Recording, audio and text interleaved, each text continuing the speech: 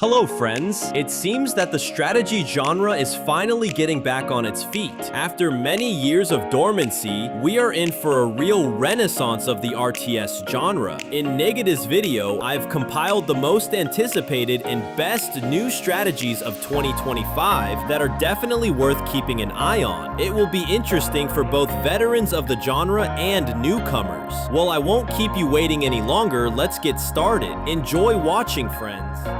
Dustfront is a classic RTS game with an unusually dark black and red color scheme and an addictive style. Incidentally, the game is being developed by just one person, Dmitry Kuranov. The game takes place on a planet destroyed and devastated by constant wars where nothing remains but reinforced concrete and fresh corpses of various races. The trailer already shows that players are in for a truly magnificent meat grinder. There will be 4 factions in the game: the Empire, Mutants, Blue, and Rebels. However, in early access, you will only be able to play as the Empire faction, with other factions becoming available later. This decision is fully compensated for by the non-linear storyline in which even your defeat is part of the gameplay. Naturally, in Dustfront, as in all classic RTS games, you will be able to create your own army, build a base, and diversify your factories, equipment, stationary weapons, and various units, making each new playthrough unique. This is also facilitated by random events in the game, as well as procedural generation of missions, maps, and the campaign as a whole. The developer's main focus is on creating a story-driven game with complex decisions on the global map. Adding a multiplayer mode is not being considered at this stage of the project. However, the developer said that if people like the game, there will be multiplayer, cooperative mode, PvP, and much more. The release date for Dustfront is scheduled for this year.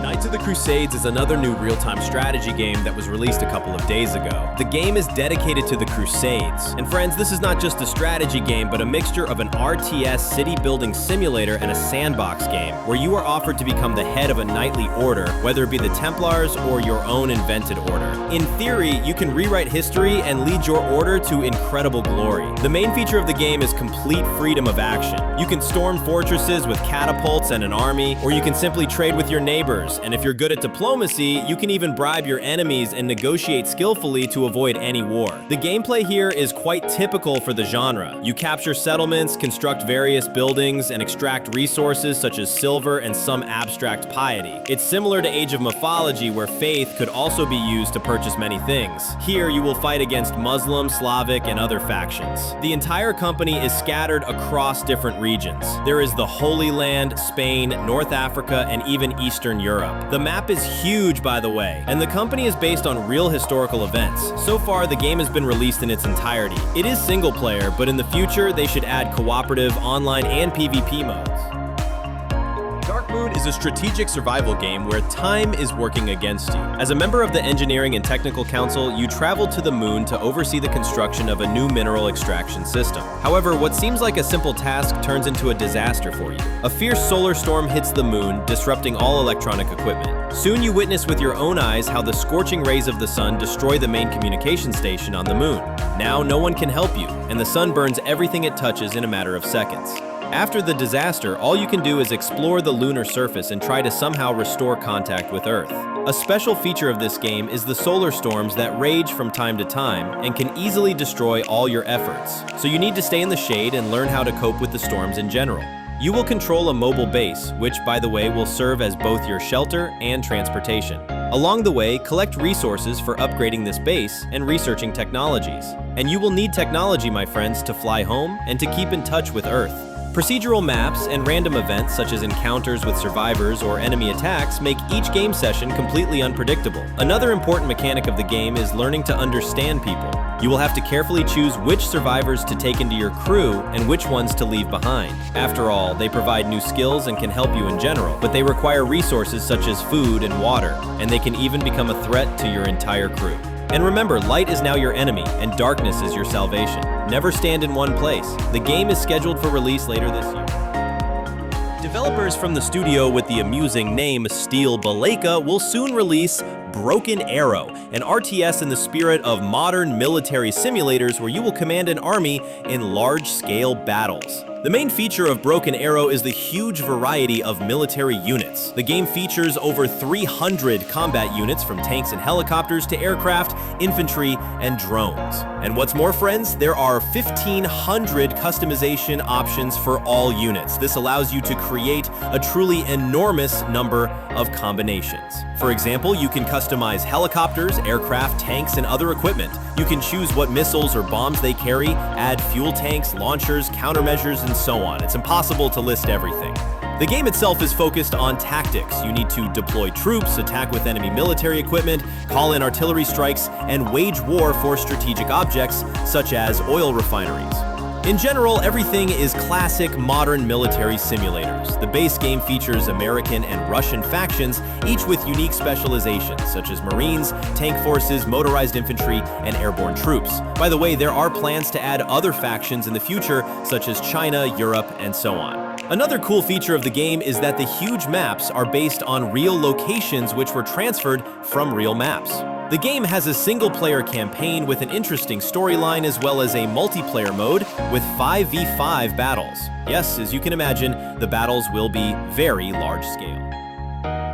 Lessaria Fantasy Kingdom Sim is a game inspired by Majesty RTS with indirect control. You build a kingdom, hire heroes, and they live their lives and do what they want. You and your friends can try to win a battle with such an army. They can, for example, go about their business or not drink at all. The gameplay is mostly about developing your kingdom. First, you build cities, manage units and resources, and research new technologies such as fortified walls and armor with your army's arsenal. The maps here are procedural with quests and monsters, and the story campaign reveals the world of Lore Lessaria. There is also an online mode with PvP and PvE, a cooperative mode, and even a sandbox mode to relax. Friends, even if you've never played Majesty, you'll love how interesting it is to play. You watch how this world lives, and at the same time, you always have something to do. After all, you need to constantly develop your kingdom. And as I said earlier, non-player characters here have unique personality traits. For example, if your hero is frightened by a pack of wild wolves, he won't even approach them at gunpoint. The game is scheduled for release in 2025.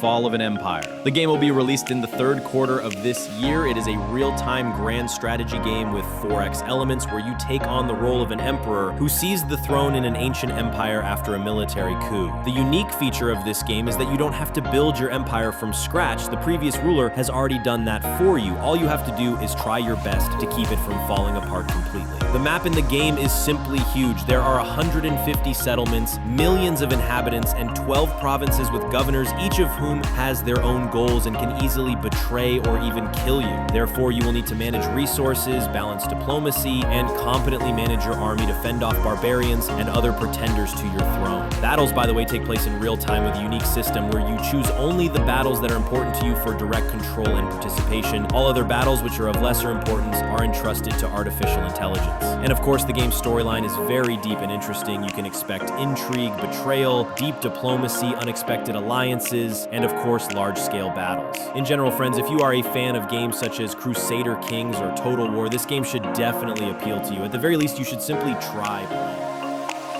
Whiskerwood is published by Hooded Horse, already known for its sensational city-building simulator, Morer Lords. By the way, if you haven't played it yet, I highly recommend checking it out. So, friends, they have announced another strategy game with a builder called Whiskerwood, where our wards will be ordinary mice. As the game's premise states, cats rule the seas, but it is mice who are sent on dangerous journeys to unknown lands. They travel by ship to untouched islands, rich in all kinds of resources, and must quickly establish their colony to keep up with the ever-growing demands of their feline patrons. The main feature of the game is the need to constantly balance the needs of the mice and the demands of the cats. For example, the mice expect you to provide working heating, garbage disposal, and healthcare. Otherwise, they may leave your colony. Most of the gameplay revolves around complex production chains. You need to extract resources, and there are 40 types of them here, from ore to spices, and the space is very limited by the islands. So you will have to build vertically upwards or underground. In general, you build intricate mazes out of conveyor belts, elevators, slides, and pipes. All mice have unique attributes. Some, for example, prefer solitude and cleanliness, while others are happy to overlook the dirt and agree to settle in the depths of the industrial sector. The demands of cats may increase, and you can either give in to their requests or prepare for rebellion and fight back. The maps in the game are completely procedural, with weather conditions and various requirements for sowing. There are also random events, such as pirate raids on your colony, so you definitely won't get bored here, friends. The release date is already scheduled for 2025. Well, that's all for today, guys. Thank you very much for watching. Be sure to write comments about your favorite strategy games. I will definitely read everything and we will discuss it all. Good luck to everyone, and see you later.